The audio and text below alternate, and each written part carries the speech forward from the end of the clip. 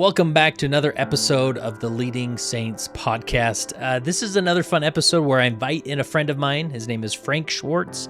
He's been on the podcast before. The first time I interviewed Frank, I actually didn't know him very well. And those of you that still don't know him very well, he is actually the CEO or the Nant'an of F3 Nation. And their mission is to plant, grow, and serve small workout groups for men to reinvigorate male community leadership. And I've been involved in F3, my local chapter, and has really blessed my life and helped me stay fit, but also find phenomenal brotherhood. So Frank and I just have that open conversation of what are some approaches to Elders Quorum that we can consider? How can we keep it simple and see progress, see people engage in Elders Quorum and benefit from Elders Quorum and find brotherhood and open up and have vulnerability and connection because men need it, right? So we have a phenomenal discussion that I think you will benefit from. We take live questions from Elders Quorum presidents listening and others to really help them engage the hearts of men. And it's worth it. It's been my favorite calling, being Elders Quorum president. I just love it. So let's jump into this episode, this interview with Frank Schwartz, the CEO of F3 Nation. Well, let's jump into this. I'm curious, it was, has it been a month yet since, I guess it was November 17th that we did. Okay, came down to Arizona. It's close. Well, I want to just give everybody kind of a quick, little snapshot, right? So, okay. If you're not familiar, if you haven't been here before, if you're not familiar with the podcast or me or F3 or any of this kind of stuff, right? Kurt got introduced to F3 at a Warrior Heart boot camp, right? Yep. Posted when he was up there back at home, like in the Lehigh, Salt Lake area. Yep. Kind of fell in love. Is that a fair statement? Well, it was definitely what I needed. So fair. In my 43rd year here, it is just a young pup as he is. And then he said to me, "Hey, you want to come to a Warrior Heart boot camp?" And I was like, "Well, that sounds lovely. I don't really know anything about them." And then he kind of harassed me a little bit. And then however it worked out, I don't remember exactly how it worked out. But long story longer is the planets aligned and we were able to come together in the Phoenix area. Well, I guess it was really north of Phoenix, right? So it was whatever that was, some other made up name. There's always made up Williams. names. Uh-huh. Yeah, Flagstaff, Williams. Okay, Williams, Flagstaff. Sure. Okay. Right. No, that's a real place. I've heard of that one. But guys are like, "I'm from Surprise." No, you're not. That's not real. Right, whatever. But so he says, "Why don't you come to a Warrior Heart boot camp?" And I was like, "Oh, that'll be nice." And he mentioned at the time, he said, "Hey, and maybe you could mention a little something about F3, right?" Yeah. Because we talked a little bit about you go to the boot camp, that's awesome. And then there's kind of this gap in the middle. And then you go to another boot camp and you're energized, around the boot camp time, but there's sort of this gap of staying accountable, staying in community and that kind of thing. And so we said, well, we got to do something about that. Well, and there's a lot of, F3 guys that come to boot camp. And so it's like another opportunity for you to connect with some of those guys in Arizona and surrounding areas. So seemed very win-win all around. Exactly. So I said, sure. And I thought to myself, oh, I'm so magnanimous. I'll go and visit the boot camp. Won't that be nice? And I'll lead some workouts for them. Won't that be delightful? And I'll say my little piece about F3 and every man will be deeply inspired. And then I'll come home and whatever, that'll be fine. Right. That's kind of what I thought, maybe pridefully, but I didn't think it at the time. I just thought, oh, this is kind of, because I do this sort of stuff a lot, right? Where I'll show up at a place, I'll speak, I'll do a thing, whatever. Right. So I thought, oh yeah, sure. That's fine. What happened, however, gentlemen, is how did I say? I said, surprisingly transformational. It's surprisingly transformational. We should put that on all of our banners. Surprisingly that's right. Transformational. I don't know if you know, but this would be surprisingly transformational for you. Honestly, that was my nice way of saying it at the time. Since then, in the 3 weeks following, it has completely, there are places where you draw a line in the sand and you go, I'm different now. Mm-hmm. I'm different now. Joining F3 was one of those, right? My junior year of college, when I prayed to know if the church was true and if I was, if I had a place in God's plan, that's you draw a line there, right? The time at Warrior Heart, I have to draw a line, Kurt. I'm awesome. Different. I am different. I didn't expect to be different. And I wasn't even pretending like I'm good and hoping nobody noticed, right? I thought I was I'm fine. Everything's good. My wife loves me. My kids love me. active in church. I love my, everything. Like I'm a happy guy. But going in there and I was like, it reminded me honestly, and you may remember this story of when President Nelson, back then, Elder Nelson, right? He's like 98. And he had said like, hey, we should read the Book of Mormon, or no, all the scriptures, but read every scripture about Jesus Christ. That's what it was.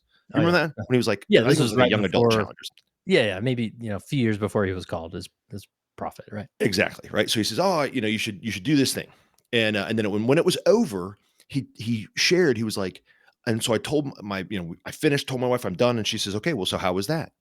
And he says, I'm a different man Yeah. now, an apostle of Jesus Christ, world-renowned heart surgeon, 98 years old. Like, bro, if you're not baked by 98, like I don't, and he says, I'm a different man. And I always found that intriguing. And I thought, well, of course he's like that because he's super righteous and he's Russell Nelson. Like, so what are you gonna do, right? I won't be like that. I'm sure that I won't have, I'll just kind of end up what I am, whatever, right? No. Yeah. And I can't get mad at myself for only figuring it out now at 50, right? But like, I'm a different man. And so anyway, that setup, friends, is because what I said to Kurt a couple weeks ago, after the boot camp, I was like, I've been on the podcast before. We talked about F3. It was awesome. Super enjoyed it. A lot of guys listened.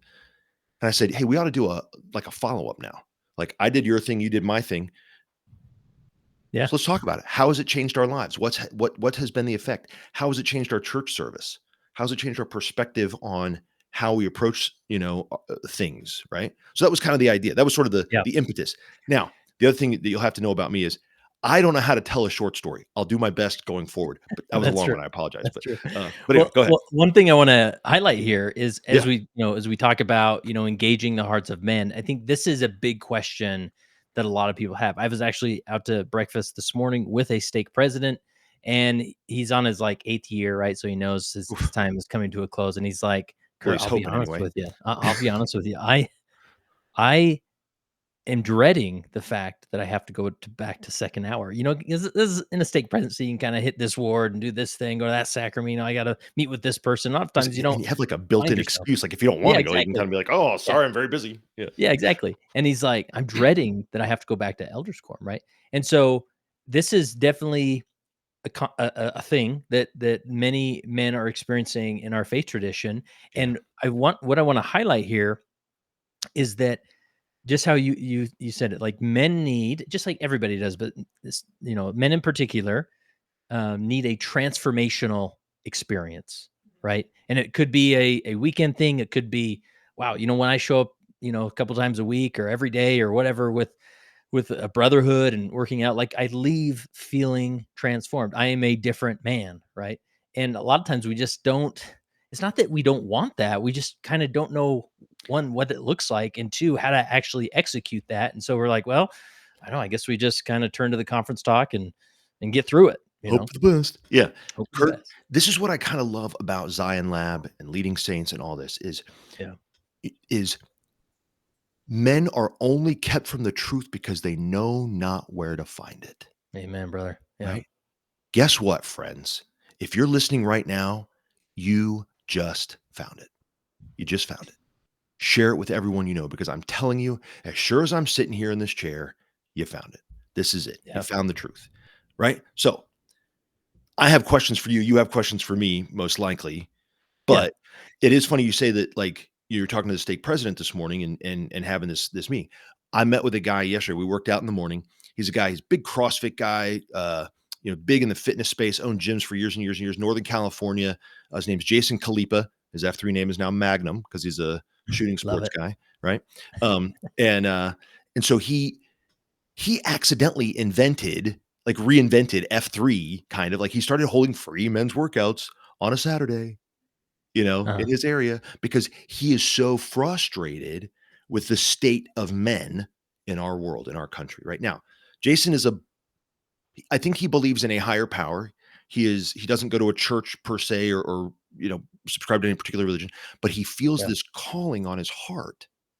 He feels it, whether he can identify and say, God's calling me. I think he would say God's calling me, but I don't know that he would say he really understands who that is or what that is necessarily. But just one of the best dudes, just a super good dude. I mean, he won the CrossFit Games, Kurt. He Wow. was literally crowned world's fittest man, right?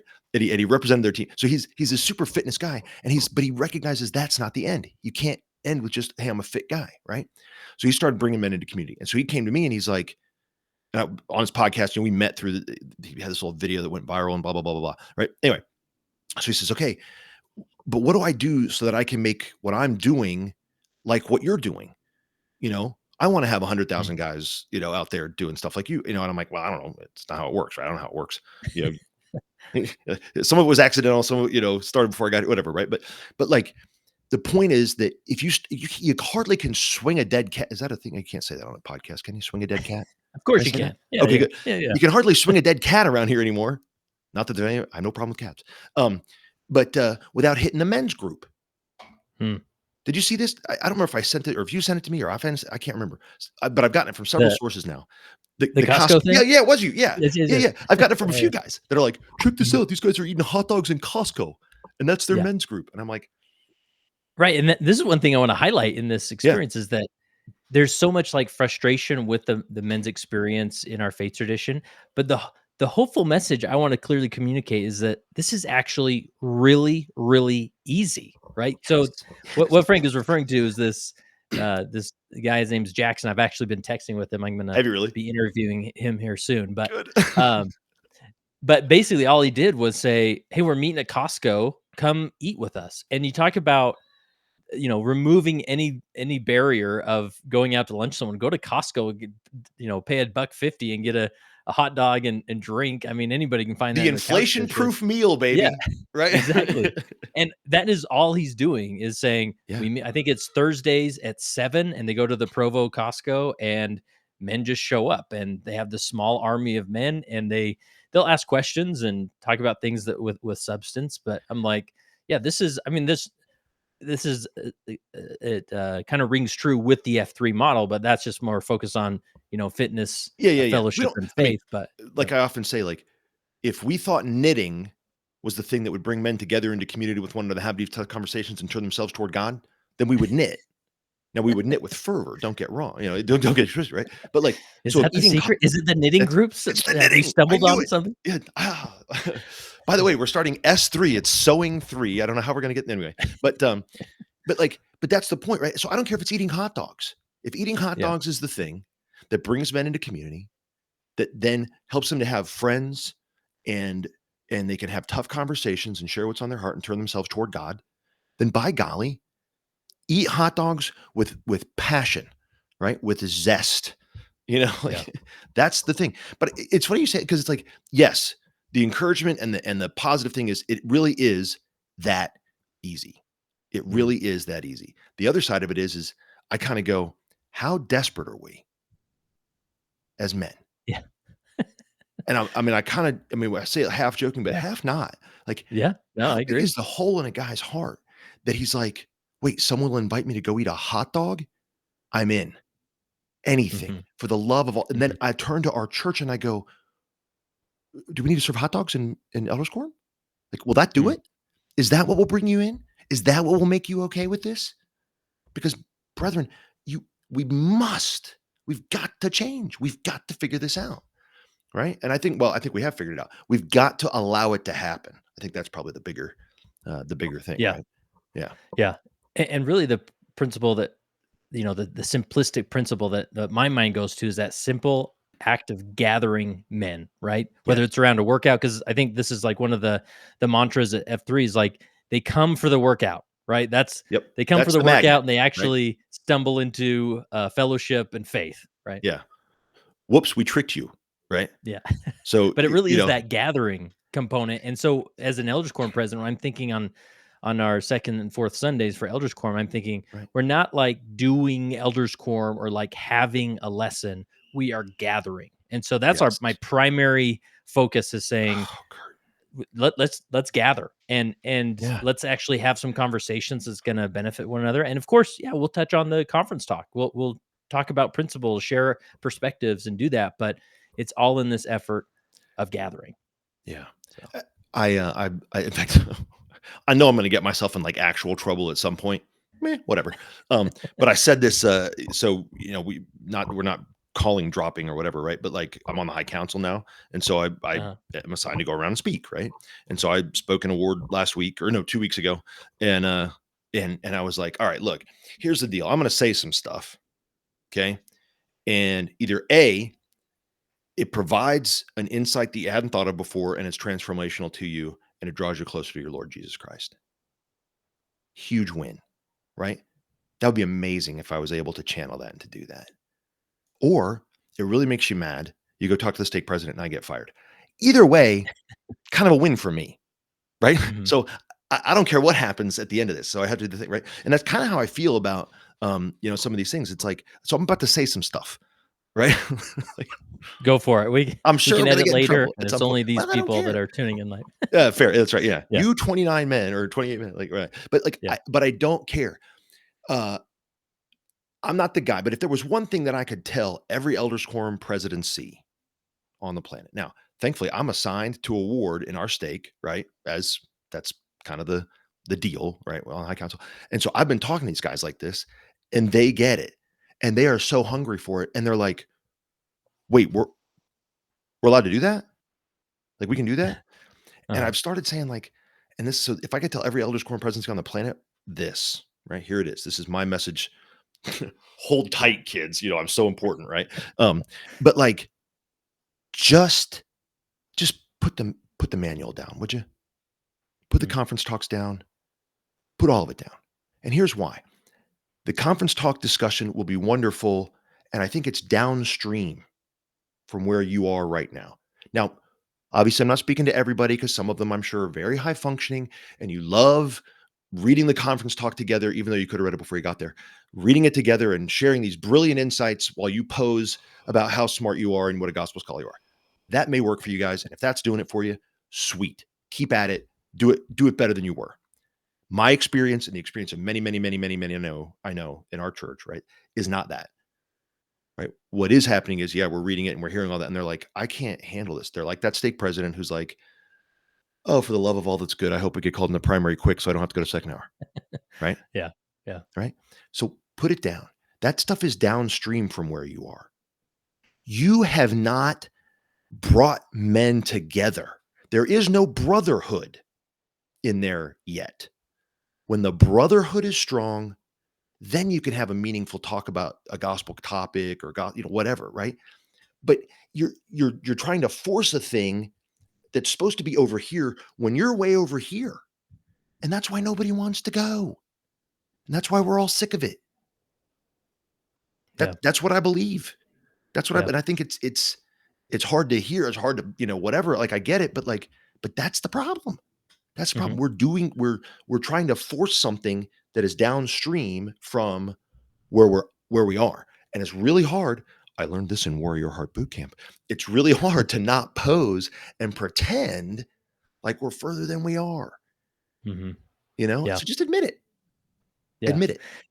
And we have a lot of discussion on leading saints in general, and other venues about this concept of authenticity. I think everybody wants more authenticity in their church experience in general, but definitely in elders quorum, and even the elders quorum presidencies are like, yeah, like how do I do that, right? And it's maybe easier said than done, but often it is like we kind of fall back on like, well, I don't really know how to do that, and so let's just call a teacher and we'll get through the lesson or get through the conference talk, and maybe something will be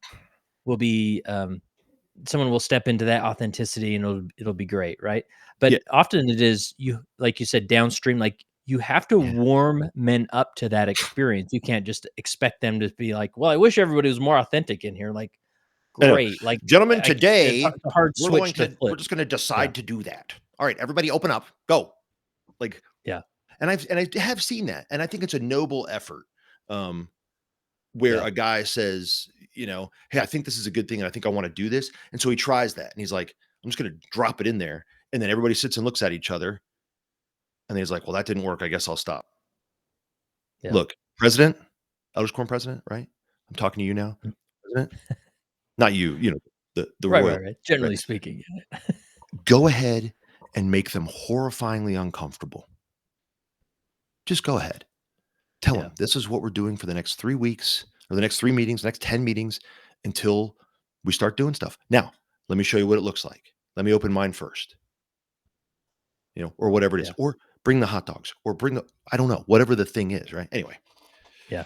And there's that, we joke about bringing the hot dogs and things like, I did another interview with an Elders Quorum president. His name escapes me, but he talks about just putting up round tables in his cultural hall, and chairs around it, and then he throws a box of fruit snacks in the middle, and it's a simple concept that gets people, literally gives them something to chew on, and then they start discussing certain questions that they feed them. Right, like that can be a way to warm people up, is get them in a place of eating, and naturally when we eat, we kind of settle in a little bit. Yeah. So That's very it's a weird kind of dynamic. I like that. Sort of break the, like Yeah. we all feel a little more comfortable with a fruit snack. That's fair. Yeah. Yeah. Yeah. Yeah. And I would say that's the same, like, dynamic happening at F3. It's like, you don't start with a circle of trust. You end with a Mhm. circle of trust, right? So, there's something about working out together and doing something hard and hearing Yeah. everybody grunt along with you, right? Right? That suddenly by the end you're like, "Wow, like, we did it, guys." Like, Right. and then men open up, and Well, it's and then the interesting. next time you get together or you go home and tell your wife or whatever, but you get to tell war stories. I Yeah. mean, who doesn't love that? Right? Yeah. We were up and like this morning, it's 25 degrees. That's horrible. Yeah. Why were you out there for that? Yeah, like, why did you do that? Well, I'm brain damaged. No, I'm just like, Yeah. right? Because there's Yeah. something about the suffering. The suffering is our fruit snack, Kurt. That is the That's that's right. the There's thing the that keeps us title of on. this discussion now. The Yeah, suffering is our exactly. Yeah. Any other principle or concept you want to make sure we hit on? I've got some other questions, but anything else you want to jump No, I on? was gonna say, hit me with the questions because otherwise I'll turn this into a Warrior Heart boot camp commercial real quick. Yeah, and Real that's the quick. thing. We're not, nobody's getting rich off of this No. promotion here, as No, far no, as no. F3 And or also Warrior Heart. But yeah, well, if it I get works, paid I get an exactly $0 salary from F3 Nation. That's that's right. I am there is no W-2 in my, in my world. It's a volunteer Yeah, deal, right? yeah, I know how much Warrior Heart does not charge for a boot camp, so ain't nobody getting rich over there either.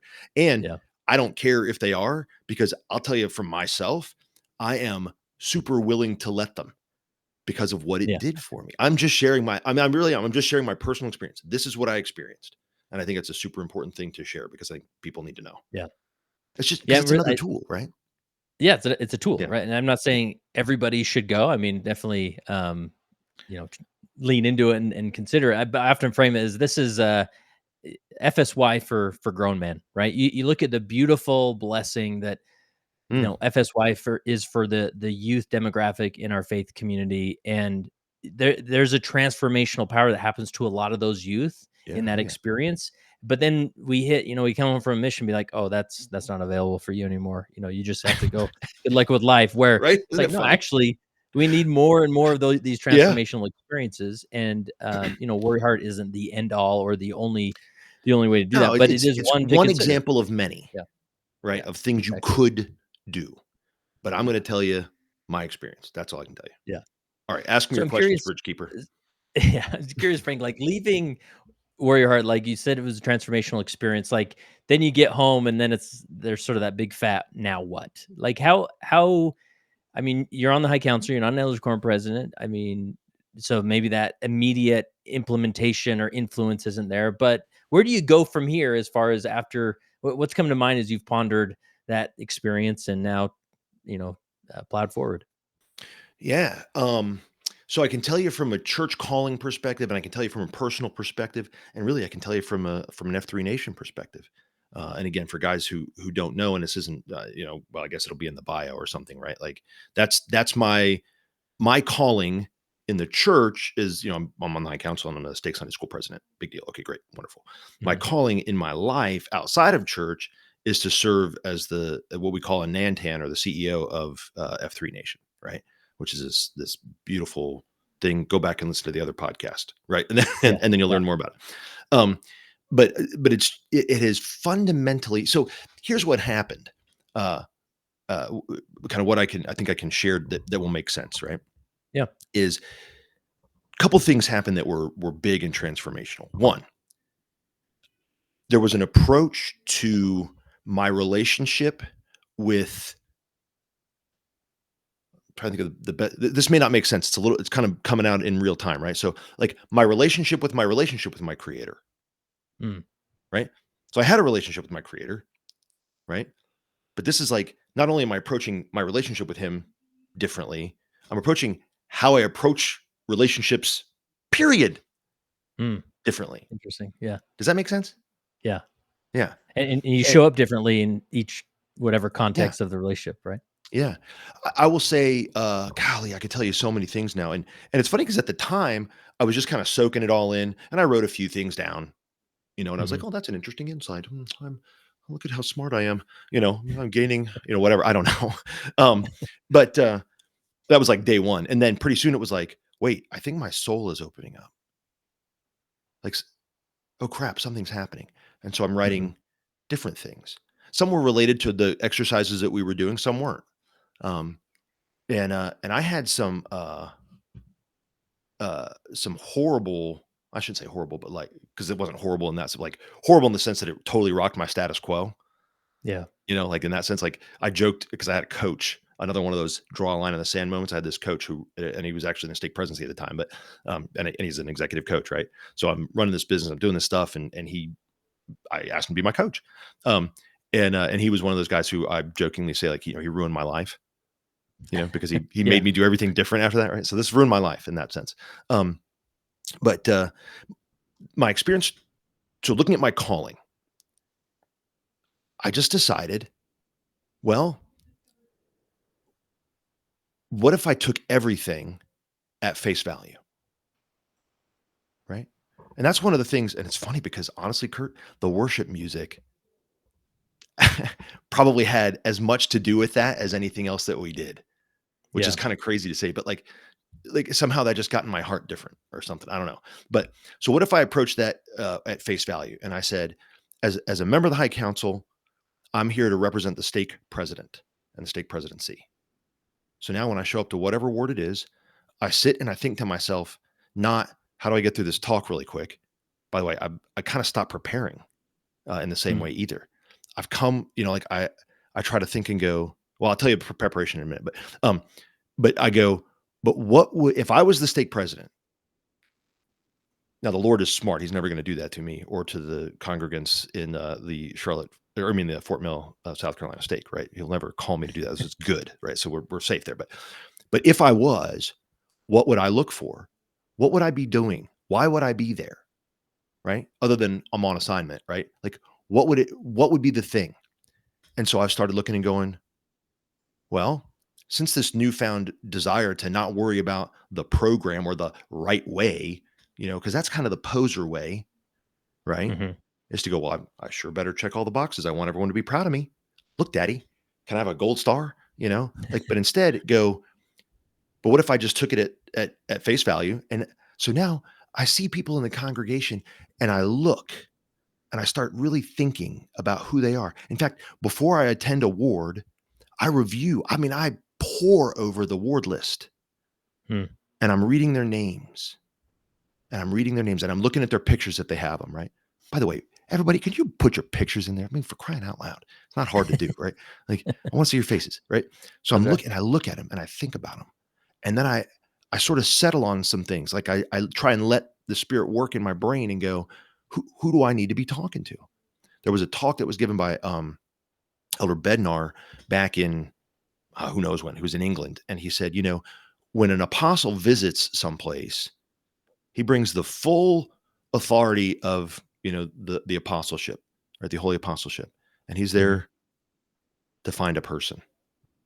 He's like, yeah, we'll have meetings, and that's wonderful, and we'll do some teaching, and that's great, and I love all that. I'll meet wonderful, and I'll shake all your hands, and I couldn't be happier because I love the saints. But when I'm there for one person. And so I took, and I'm like, man, I hear that and I go, and being in the warrior heart, like just something clicked. And I was like, what if I just did that? Like, what if I really honestly just did that? And I'm telling you, dude, I've had some wild conversations That's cool. uh, and people saying things like, is this what high counselors do? And I'm like, yes, You know, Yeah. I don't know, right? Yes, this is exactly what we're supposed to do. Oh, I never knew. Yeah, yeah, this is what we always do, right? So Yeah. I think that the things that made me approach that differently. I approach F3 differently. I approach my wife differently, after having gone through and experienced some of those things. And some of it was as simple as just little tiny realizations going, huh, I I hadn't ever really considered it that way. And I think when we talk about bringing men into community and re-engaging the hearts of men and pulling them together, I think that might be our job. One of our main jobs, anyway, as leaders, is to is to push and to force them to look at the world in a way they hadn't looked at it before, right? And kind of shake that status quo a little bit, knock something off a shelf, you know? Yeah. Yeah. That was powerful. And I love that again, you're really assessing the intent of all these different things that you're doing, right? Yeah, Because you kind of had a moment of this broader perspective of being, oh yeah, I forget there's a greater plan. There's a larger story going on here that maybe exactly. I And I can thought, play in. Yeah. like, that was one of the things I wrote in the session. I was like, and again, I don't want to make this a big, commercial for whatever, right? But like, I wrote some stuff and I was like, what is the bigger story? What is the broader plan? Is F3 the Mhm. broader plan? It's part of it, Yeah. for sure, right? But back out even one more, oh, immortality, eternal life of man. Okay, yeah, yeah, sure, right. We all got that, right? But keep going. Like just keep back. Like, what is the and I start going, oh wait, what if the greater adventure that I'm on, now it's gonna start sounding like delusional, crazy talk, which by the way, again, either something transformational happens or you go tell my state president I get fired. I win. I don't care, Yeah. right? But like, what if my job, Kurt, is to every single person that I meet, every single one, is to help them and go, the way that you're looking at the world right now is limiting you. It is keeping you from doing what God needs you to do. Can we have a conversation about that? Yeah. Like, And that's such a like if you can get to a place where you communicate that with the group of men that you're leading, like it's sort of this refresh of like, oh yeah, I forgot that I was actually on this quest, right? And God's put something into my heart yeah, that that I'm supposed to realize in this world, but I've just kind of just fallen into the grind because man, and I know, women are experiencing their own opposition and things, but for men, and there's a unique flavor of that grind that's just it like, is different. Yeah. the day to day, the showing up for your family, the connecting with your kids, the making sure the bills are met, and all those things. Right. It's tricky. It's tricky. So And it's like I've always been really big, Kurt, especially, after joining F3, one of the things that really drew me in and one of the things that has kept me in leadership and I've just become very focused on this idea of personal purpose.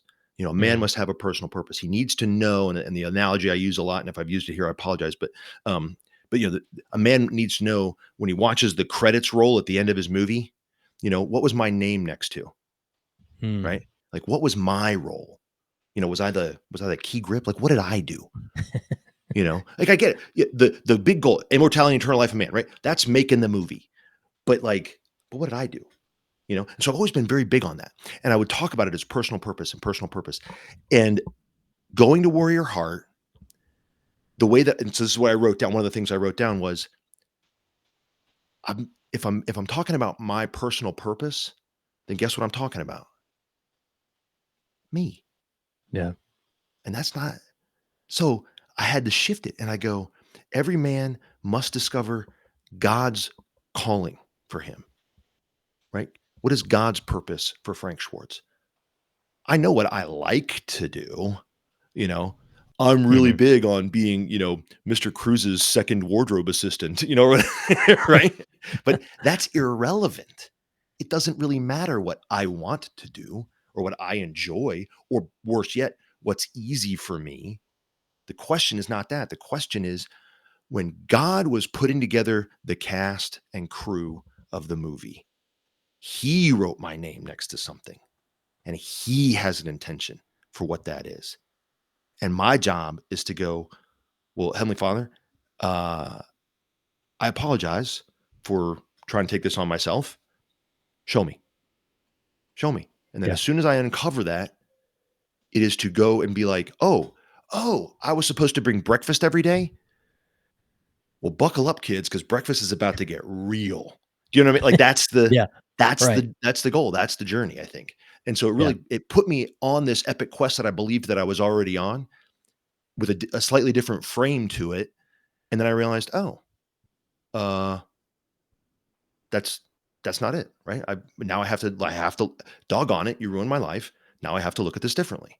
Now I have to Right. perform differently. Yeah. Yeah. Here's a question from Bryce here. I'll spotlight it here. Can Yeah. you elaborate on the statement about how our perspectives can be limiting? What would you say to that, Frank? Man. Okay. So I'll tell you what I believed before, and I'll tell you what I'm going to believe now. Right. Right. So I believe that if you're thinking of your perspective, you automatically are limiting. Right. You've automatically shut it to my own experience, my own thinking, my own Hmm. intelligence, my own whatever. Right. So our perspectives that we must figure out how to release them so that God can give us new perspective. You know what? I I can't even tell you the level to which you ruined my life, Kurt. Um, I started restudying the scriptures, right? I went back to the beginning. So Yeah. Genesis 1 and 1, if you Yeah. will. Right. And I started reading and I was like, you know what? Every single thing in all of scripture is about redemption. Mm. All of it. Right? Darkness was redeemed because light was introduced. That's verse 1, right? Yeah. Or roughly. Maybe I guess it's like 3 or 2 or 3, but anyway, you get what I'm saying, right? Yeah. Right? Adam and Eve, redemption.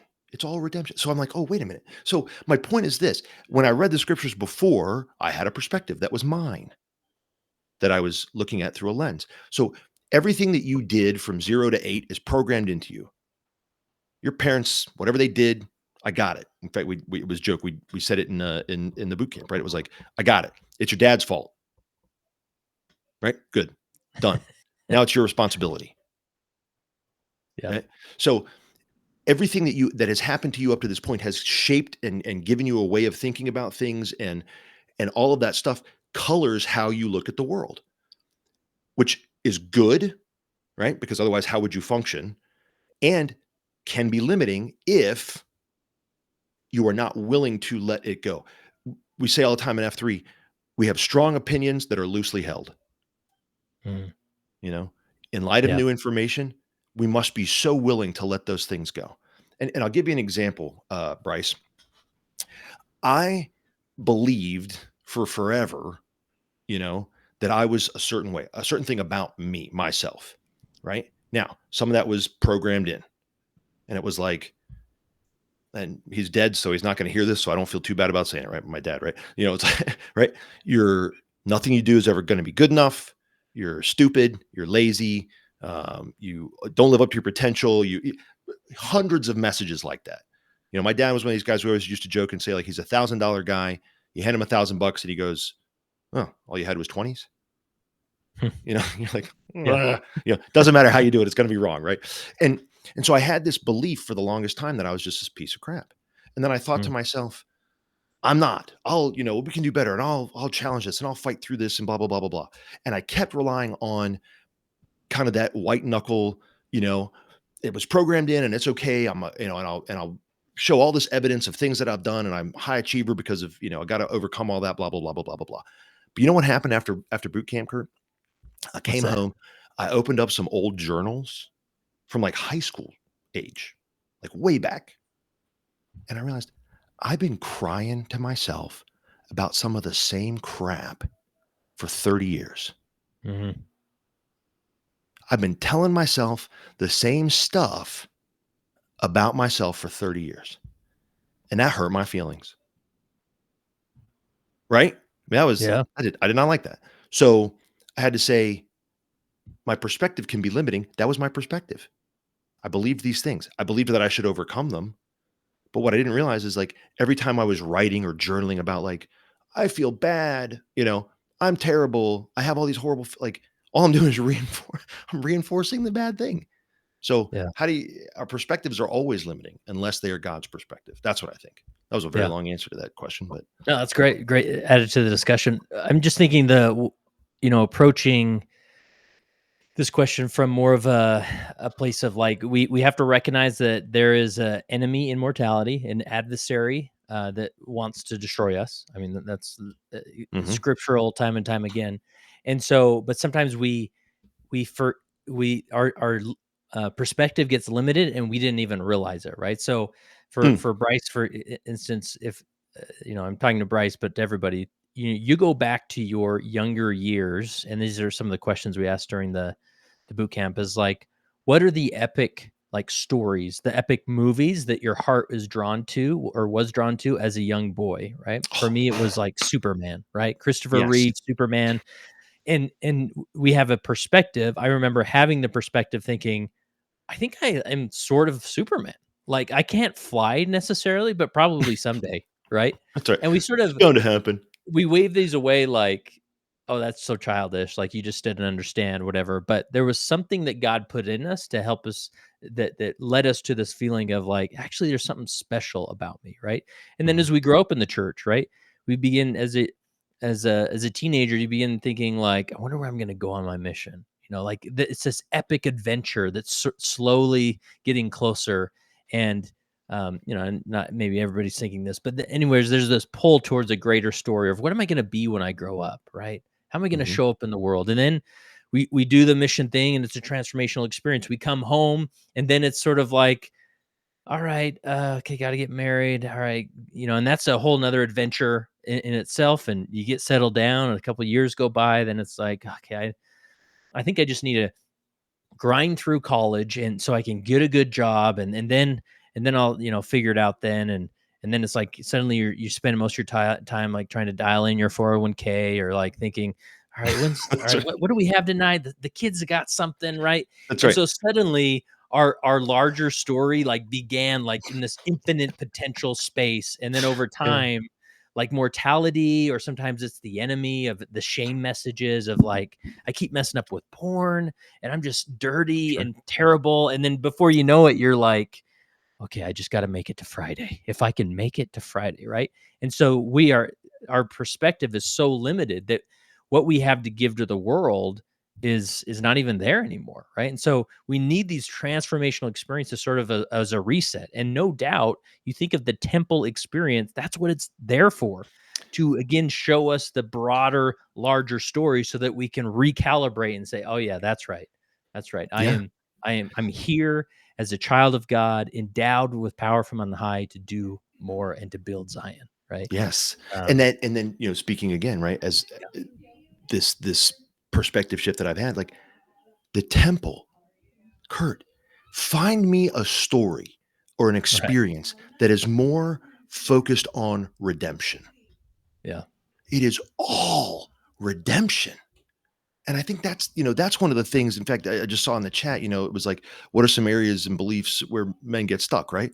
Well, that's it right there. So I hope you were listening, Bob, to what Kurt just said, because I think he just nailed it for you. But where I see him get stuck is this belief that somehow, well, I thought accumulating, you know, the accumulation was going to be the thing that saved me. If I got enough experiences checked off underneath, under my belt, right? Temple, mission, marriage, job, 401k. That's so funny. I mean, like, that's right. That's boy, what an adventure, Yep. Yep. right? If I check Diversify. off Yeah. exactly. Oh, I don't know if you know this, but S&P 500 is doing pretty well. What? What are we Yeah. even talking about? I have no idea. Right. Anyway, but Right. like, if I accumulate enough stuff, like the number one margin industries, if you want to start a business with no experience, right? One of your biggest margin businesses is right now, find some land and put a storage unit on it, right? Or, one of those public storage things. Like, Uh-huh. you will print money because we Uh-huh. love to accumulate garbage, like, and just more junk and more stuff and just keep accumulating because we believe somehow that it's through accumulation that we will be saved, which is hilarious, right? But so I see guys buying into this. In F3, we refer to it as the goo. It's these societal tropes, these things that sound like a great idea, but when you get down to it, really all it is just disgusting crap that it falls in the cracks in your armor and makes it hard to move, and it makes it, it's sticky, and you can't, and it's just terrible, right? And so these things that we believe, and it's like, the beliefs where LDS men, I think men in general, I can't really limit it to just LDS men, right? I think men in general get stuck is they have these self-limiting beliefs. They believe somehow that they are a product of what they can accumulate, what they can produce, what they can, they're only good if. And I think one of the things that Warrior Heart did for me was to remind me what I intellectually have known for forever, but like somehow somewhere in this area, not so much here or here, right? Right? Like something broke and it started to leak down into my heart, man. And it's like, wait a minute. I am worthy. It doesn't matter what I've accumulated. I'm worthy now. The price is paid. When he said it's finished, it wasn't a joke. Yeah. And I think we get caught in this, and we've talked, you've talked about it ad nauseum here, and we all talk about it. And this is what I think really did it for me at Warrior Heart. It was like, we've all talked about this stuff. We talked about it until we're blue in the face. I talked about myself for 30 years in a certain way. And I finally just said, well, what if I didn't? What if I just stopped and said, you know what? Not doing it anymore. Oh, well, when you go to Elders Quorum, you're supposed to sit in the chair and face the front and have some guy who may have read the conference talk that morning read it to you. Like somehow that's a transformational experience, right? What if I just didn't do that anymore? What if I just stopped? What if I, instead of writing when I'm feeling bad, instead of writing about how bad I feel or what a piece of crap I am or whatever, what if instead of that, I went and listened to some of the songs that got my soul so stirred up when we were standing there hugging each other in that room in Arizona? Like, what if I did that instead? Let me tell you, somehow it's a little better, than writing terrible crap. So, there's, I think the main area where a guy gets stuck is the same main area that every man gets stuck over and over and over again. And that is that he believes he's terrible. He believes he's not worthy. He believes he's not a son of God. He believes whatever it is that Satan puts into his mind and heart to try and make him believe so that he's less. Yeah. So that he's less. I think a good response, Bob, this is a great question. And, Matt, I'll highlight your thoughts here is, let's see, I need to stop that spotlight. Here it is. Since Warrior Heart Boot Camp, my heart has been on fire. Like Frank said, surprisingly transformational. However, since being back in life and the to-dos, my 3 young kids, insanity that is the holiday season, I'm trying to find times to pause, reach stillness, and it's very challenging. My wife and I are always so exhausted, we can barely stop to really think about the new things I got from boot camp. What are things you guys tend to do to help find the stillness amidst all the chaos? I'm so motivated to capture my epic journey and calling. I love that.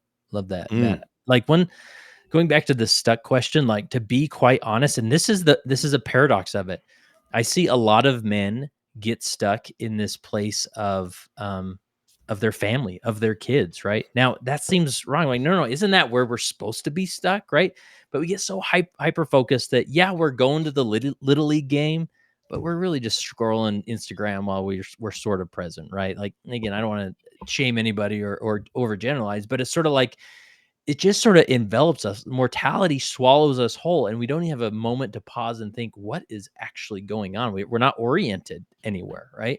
And so, to me, this is the powerful question that any Elders Quorum presidency can ask, and really anybody attending Elders Quorum is, how can I show up in that room twice a month, which is ridiculously not enough, but we know the constraints that we're faced with. But how can I show up to Elders Quorum in a way that will get other men unstuck from that chaos, right? Yeah. And a lot of the principles we talked about earlier come into that. But that, to me, this is why we have a beautiful Ferrari organization and context of how we worship and how we gather together, but we don't even know how to turn the engine over, right? We don't know how to use it, right? So use Elders Quorum not as a place of, isn't it great? We finally get to reflect on conference talks. And again, there's There's a place for that, but it's not the Yeah. purpose of it.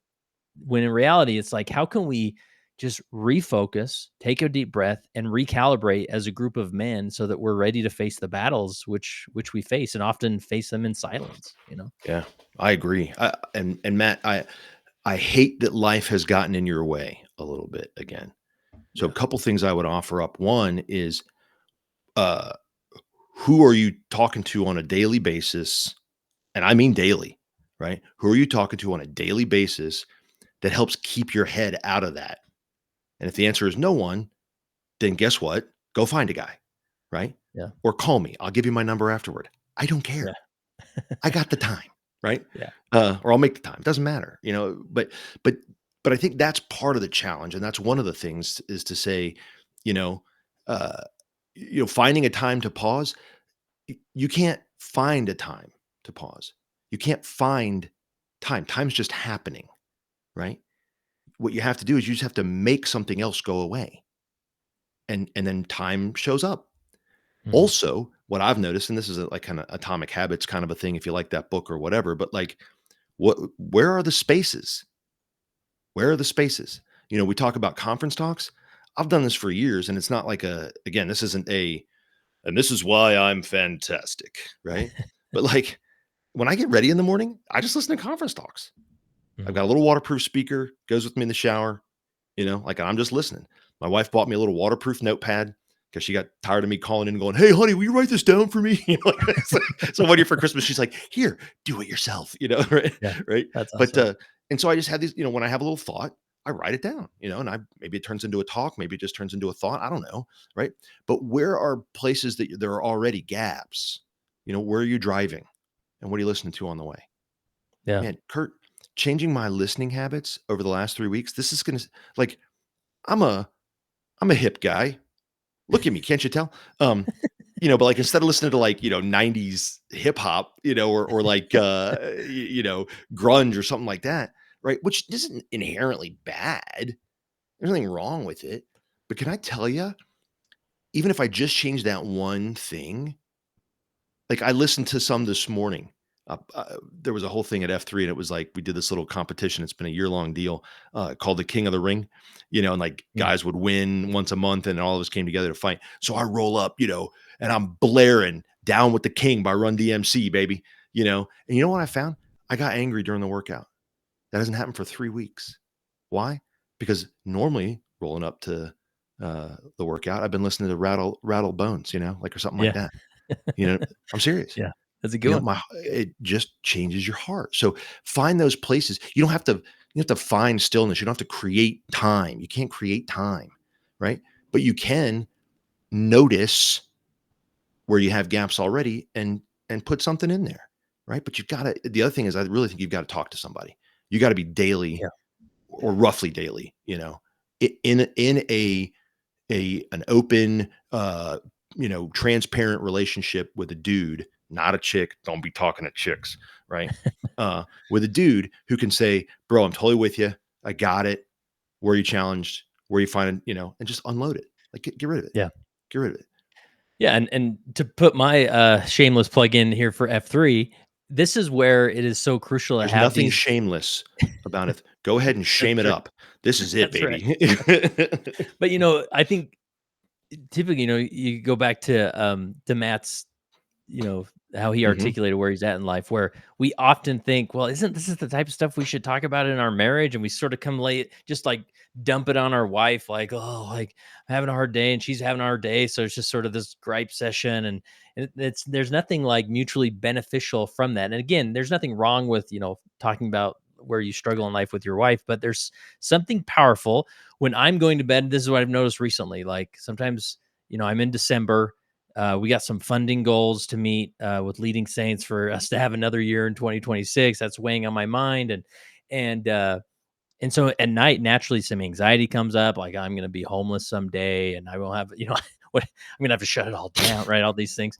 Um, but then my alarm goes off at 5 in the morning, and I put on those workout clothes and go out in the gloom, And it's just been shockingly so simple, but shockingly, surprisingly transformational to be out there, get a good workout in. And then as we gather in a circle of trust, we always say, hey guys, is there anything we can pray for you about? And Yeah. to speak up and say, guys, I have just so much weighing on me with fundraising in December right now. Like, I'm going to have to talk to some people and have some really uncomfortable conversations and ask for funding. Like, I just need you to pray for me. Like, that moment gives me the strength in some eternal way that I don't understand, that helps me get in my car, go home and face the day. Right. So Yeah. it's these moments of reconnection to, from one masculine heart to another, that they're crucial for men. And again, that's why the structure of Elders Quorum is so inspired, but we don't know what to do with it. Right.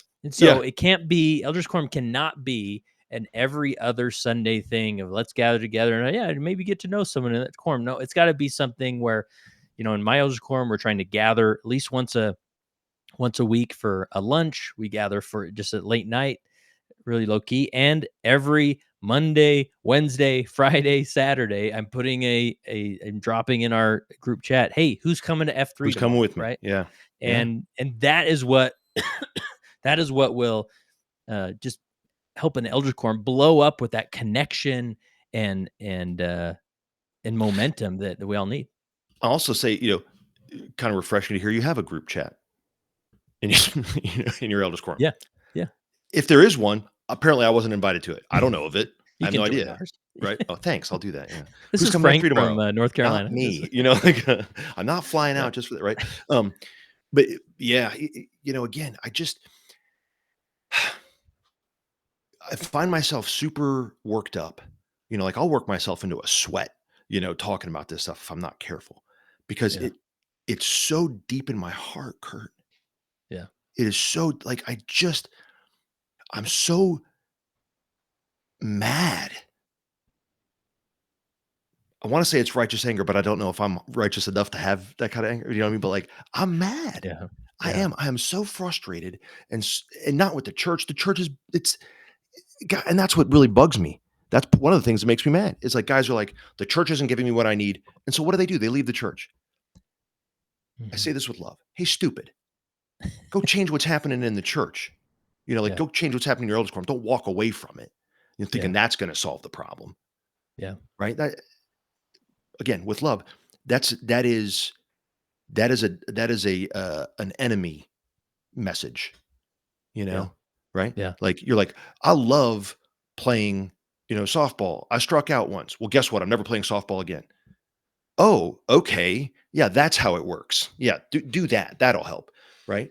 But I get why guys do it, because it's not like you just struck out once. It's like I come to bat and I'm always hopeful, or I'm getting ready to go to bat and the coach is like, nah, not you. You're not going in. Or something like there's something that, and we get frustrated over time anyway. But I want guys, I desperately want guys I want you to live the gospel. I want you to participate in church, please. I want you to go to, I want you to go to F3. I desperately want you to do that, or something, or Costco and get a hot dog. I don't care. Right. But stop trying to do this by yourself. Stop trying to pretend that, reading and conference talking Elders Quorum is meeting the spiritual needs that you have, and go in there and sit down. And if nobody's willing to do it with you, if your Elders Quorum president is fighting against you, fine, whatever, have him call me, we'll get this worked out real fast. Right. But like, but go in there and transform it, man. Stop looking for permission to do what needs to be done. Yeah. If you were standing in your kitchen looking at the sink and saw the dishes, and you knew your wife was busy, and you thought to yourself, well, I'm never coming in the kitchen again. This is terrible. These dishes are awful, right? Can't believe it. Or maybe you walk over and do the dishes. Pick up a sponge. Yeah. I'm just saying, you know what I mean? Like, go make it. Go transform it. Stop waiting for permission. You don't have to go ask her. What do you think her answer is going to be? Honey, would you like me to do the dishes? Oh, no. I've been pining for those all day. Like, it's crazy, right? Not going to happen. Right. Yeah. Man, like, I mean, one thing I do as an elders quorum president is I try and invite men over to my house on a weekly basis. Guess what I did before I was an elders quorum president? Try to gather men over to my house on a weekly basis. Right? It's your house. Invite people over. Do whatever you want. So yeah, Yeah. I want to highlight a few comments here. Ryan, I love this. It says many of us have some form of to-do list. Before Mhm. reviewing that each morning, I first review my to-be list.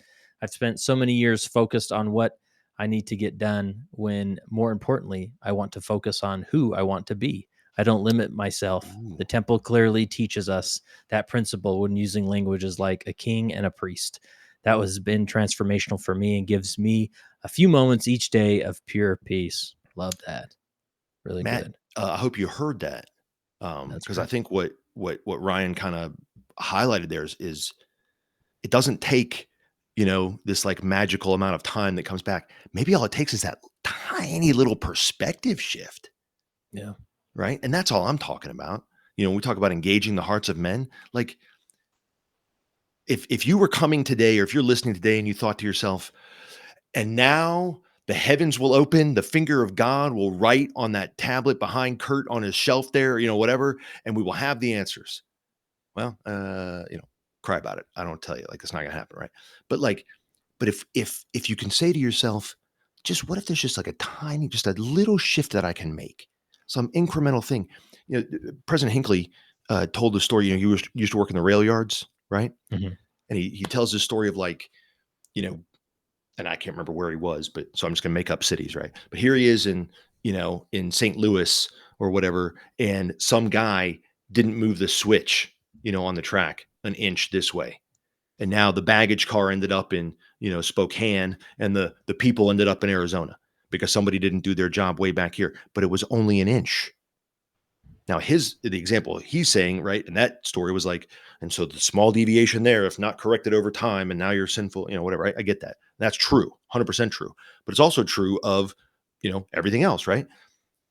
Just all you have to do is make one tiny little shift here, and then just let it work over time. And pretty soon you're like, I don't even recognize the man that I used to be. Yeah. It Yeah. doesn't take much. It doesn't Doesn't take take much. much. Um, Man, there's so many good comments here. And we need to keep doing these on a regular basis, Frank. I think these are just valuable conversations and we have some unique It's because we're experience. And brilliant, Kurt. that's right. That's right. One quick question here, Bryce. And I know Bryce is the Elders Quorum president. Says this might be for another conversation, but how Hmm. much would you say we could get away from the conference talks? I mean, I have enough stuff I want to cover in my quorum that I could dodge them all together and make lessons, have discussions that are more tailored to what I feel our needs are. But we all want to follow the rules, right? When I read this, Bryce, I am hearing the cry of your priesthood keys. uh, Boom. I Trying was just to gonna say the same thing. demand inspiration, right? Like Yeah. there's something different I want you to do. Now, when I was called as Elders Quorum president, it was after a ward. We had one big ward and it split in 3 different wards. So we were essentially a new ward, and we didn't do conference talks. It was probably 6, elders quorum meetings before I even brought up a conference talk, because I'm like, we need to rally this group together, connect, get to know each other, right? Now, of course, the handbook says, that the conference talks should be focused on, but also read the part of the handbook about local adaptation. I never said we're not going to do conference talks in this elders quorum. No, we'll get to it. We're just not ready for it yet, right? Again, And now we do downstream, right? conference talks every week, but Yeah. we're a different body of men in order to do that. So And if you found in your heart and mind that you were being led to not do that one time, the precedent is there. It's not a yeah, big deal. I get it. I'm looking at this thing, Bryce, and I'm going, number one, you've asked the wrong guy if you want to follow the rules. I don't understand. And I used to say it was like, I used to be worried, I guess I should say, that it's like, that there was something wrong with me. And I'm like, look at me, I'm a rebel. I'm going to fight the rules or all this kind of stuff. I don't think it's that. I honestly mhm, believe, Kurt, that like God put something in me that made rules uninteresting. Like, I think rules are what you use when you lack leadership. Rules are what you use when you're afraid to lead, when you're afraid to use your keys, when you're afraid, like you're like, I know what I'll do. I will make a rule, and then I can blame the rule for being a jerk. I don't have to be the jerk, Yeah. right? I really Yeah. believe that. Like that's how my heart. And so, my poor wife, oh bless her heart, because she's never met a rule she didn't like to at least consider, right? Right. And my daughters are, they're like, Dad, you're. But when my 13-year-old daughter said, Dad, I want to drive, I was like, let's go. Like, and she's like, that is illegal. Some places it is, some places it's not. In the parking lot, not so much. Look, I know Yeah, where there's parking lot, abandoned, yeah. whatever, right? Um, so I say all that to say that, like, yes, I don't. I say rules are for men who lack creativity. I say rules are for men who lack leadership. I understand that that's a challenging thing to hear. Um, I don't. I believe in principles. I believe in doctrine. I believe in commandments. But I don't believe in rules. I just don't believe in them fundamentally. I don't find them useful because what happens when you make a rule is all you've done is set yourself up to try and now you have to figure out how to make more rules to enforce the rule that you made. Mhm. And it becomes a self-defeating perpetual thing forever. And that's how we end up with Congress, right? That's what I believe, right? Yeah, yeah, So, yeah. uh, I know you want to follow the rules, and I just saw what you said. I don't know if you want to highlight this one, Kirk, Kurt in the thing there or whatever. But like, my presidency has also gotten in trouble with some of the more senior members.